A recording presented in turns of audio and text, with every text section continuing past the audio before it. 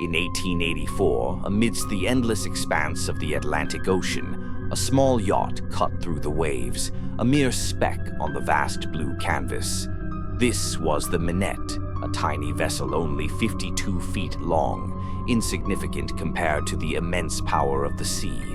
Yet, this yacht was on a mission fraught with peril, to traverse 15,000 miles from Southampton, England, to Australia, delivering it to its new owner, a wealthy Australian merchant.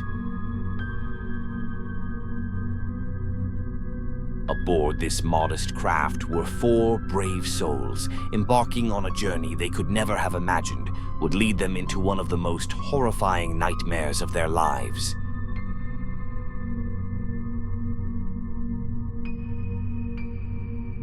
Captain Tom Dudley was a man of middle age, with a weathered face and deep-set eyes that mirrored the ocean's mysteries. Dudley was a seasoned sailor, a man of steadfast resolve who had spent most of his life contending with the sea's relentless challenges. His reputation as a man of integrity and natural leadership had earned him the position of captain for this perilous voyage.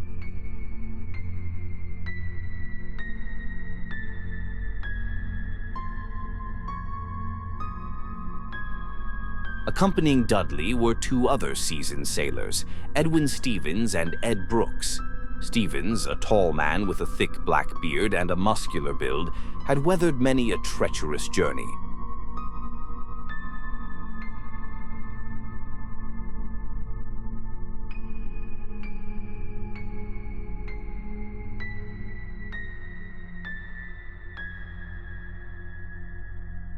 He was strong, both in body and spirit, and not easily shaken by the dangers of the sea. Ed Brooks, on the other hand, was a quieter man, reserved and introspective, but no less experienced. His sharp eyes and calm demeanor spoke of a man who had seen and endured much during his years on the water. The youngest of the crew was Richard Parker, a 17-year-old cabin boy on his first long voyage. Richard had soft brown hair and wide, inquisitive eyes that brimmed with a youthful eagerness to explore the world. Born into a family with a strong maritime tradition, Richard had grown up on tales of seafaring adventure, and now he was eager to experience it for himself. But the innocent heart of this young boy could never have fathomed that this journey would become the most brutal lesson in life and death he would ever encounter.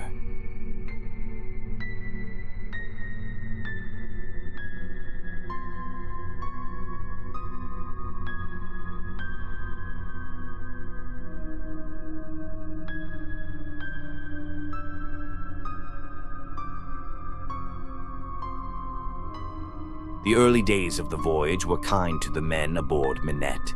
The sky stretched out in a perfect azure, unmarred by clouds, and gentle breezes propelled the yacht steadily onward.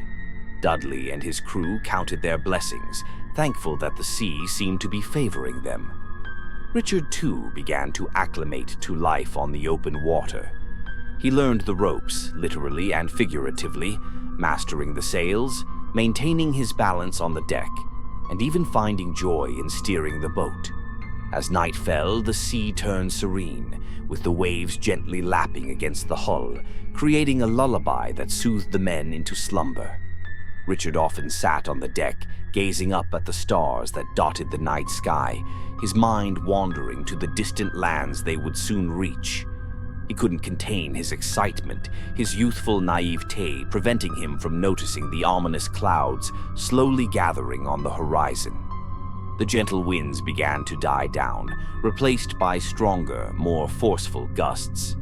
Dudley, with his seasoned eyes, quickly recognized the signs of an approaching storm. He ordered the crew to brace themselves for the challenges ahead. The Minette, small and fragile, was not built to withstand major tempests, and Dudley knew that they would have to be more cautious than ever.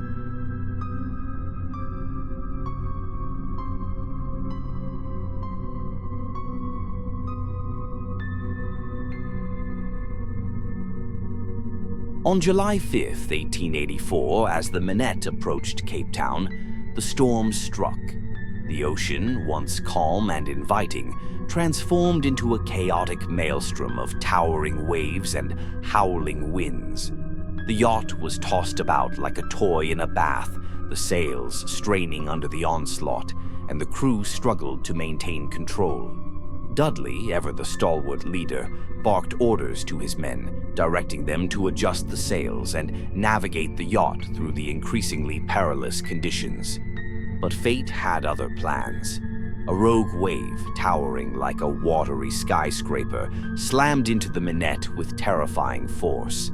The impact was catastrophic, tearing away one side of the vessel and sending seawater flooding into the hull. Dudley knew instantly that the yacht was doomed. He ordered the lifeboat to be lowered, and the men scrambled to evacuate. Within minutes, the Minette had disappeared beneath the waves, leaving the four men clinging to a small lifeboat, adrift in the vast, unforgiving ocean.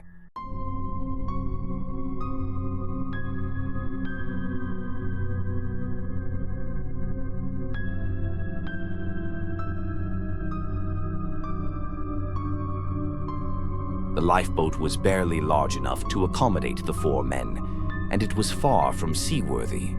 The planks were thin, offering little protection against the relentless waves, and the hasty launch had punctured a small hole in the hull. With only 2 tins of canned turnips and no fresh water, the men's struggle for survival had officially begun. In the early days, they could do little but wait, hoping that a passing ship might spot them and rescue them from their dire predicament. But as the days dragged on, the vast ocean remained empty, the horizon unbroken by the sight of any salvation. Hunger and thirst soon became their constant companions. Tom Dudley rationed out the meager provisions they had, but the tiny portions of turnips were insufficient to sustain them for long. Their desperation grew with each passing day, and when they managed to catch a sea turtle, it seemed like a stroke of luck. However, the difficulty of killing and consuming the turtle raw, along with the contamination of its blood with seawater, meant they couldn't drink it. As their thirst became unbearable, they resorted to drinking their own urine, a last-ditch effort that only worsened their situation. Richard Parker, in his youthful desperation, made the fatal mistake of drinking seawater. Initially, it brought him some relief, but this decision would soon lead to his rapid physical decline.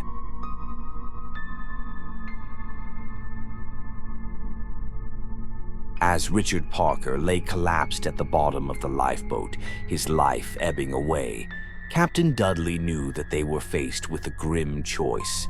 He brought up the ancient custom of the sea, a maritime tradition that no sailor ever wanted to invoke, but one that seemed necessary in such dire circumstances. At first, Ed Brooks vehemently opposed the idea. The thought of sacrificing another human being, even to save their own lives, was abhorrent to him. But as the days wore on and their situation became more desperate, Edwin Stevens began to see the harsh logic in Dudley's proposal. Tom Dudley, in a moment of somber reflection, suggested that Richard Parker, a young boy with no family and no responsibilities like the others, should be the one to be sacrificed. It was a brutal, heart-wrenching decision, but it seemed the least painful option under the circumstances. On a fateful night, under the cover of darkness and amidst the vast, uncaring ocean, Tom Dudley and Edwin Stevens carried out the terrible act. They killed Richard Parker and drank his blood and consumed his flesh to prolong their own lives. The weight of their actions hung heavily on them, but in their minds there was no other choice.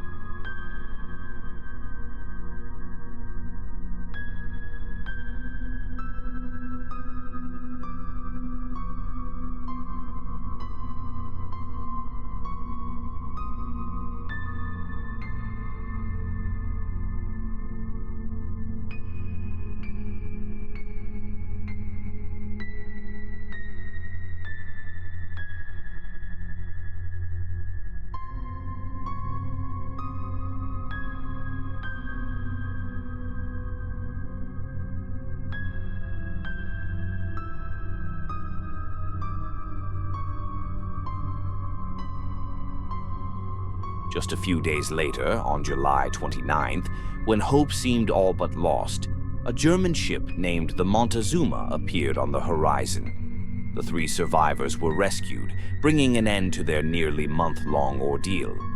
Upon their return to England, the story of the murder at sea quickly spread, shocking and captivating the public. Tom Dudley and Edwin Stevens were arrested and charged with murder. Although they argued that the killing of Richard Parker had been a necessity, the English legal system at the time did not recognize such a defense. The case became a landmark in legal history, raising profound ethical and legal questions about the justification of murder for survival. In the end, Tom Dudley and Edwin Stevens were sentenced to death, but public sympathy and widespread support for their plight led to their sentences being commuted to just 6 months in prison. The story of Richard Parker, the unfortunate cabin boy, and his tragic sacrifice became a blood-stained lesson about the desperation and the fragile boundary between life and death in the face of extreme adversity.